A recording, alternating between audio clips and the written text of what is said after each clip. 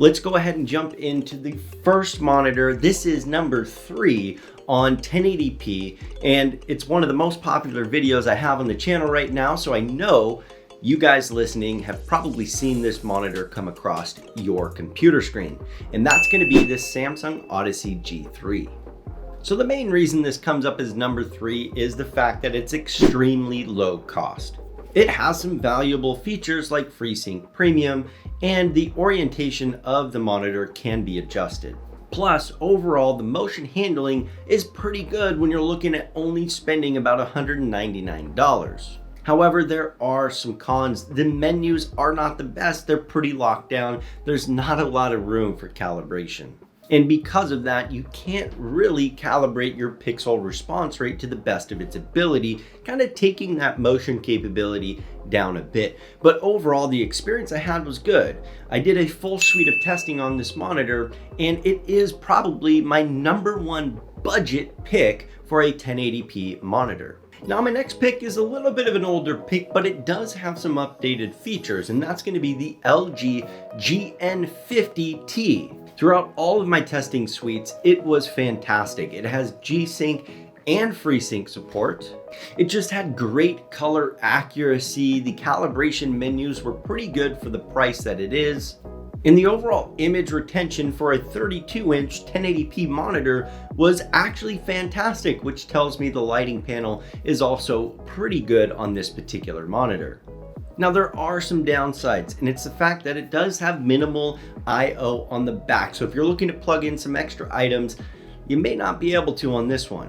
And then the pixel response rate lands at about a 5 millisecond gray to gray response time, which really isn't that fantastic. And of course, it's not part of the newer series GP Ultra Gear monitors, which means it doesn't have the updated menus and may not support as many features on console as the GP series does. But it still lands respectively at number 2 on the list because I feel like it has enough features for today, and the picture quality and motion handling was actually a tad better than that Samsung G3, which means it's a good value. Now, if you're just saying to yourself, let's get down to the brass tacks, let's find the best 1080p monitor that's out on the market right now, then this next pick is absolutely for you. So if you just want the best of the best, the newest release of the best 1080p monitor out there, then I'm absolutely going to tell you that the Acer Nitro XV271Z was by far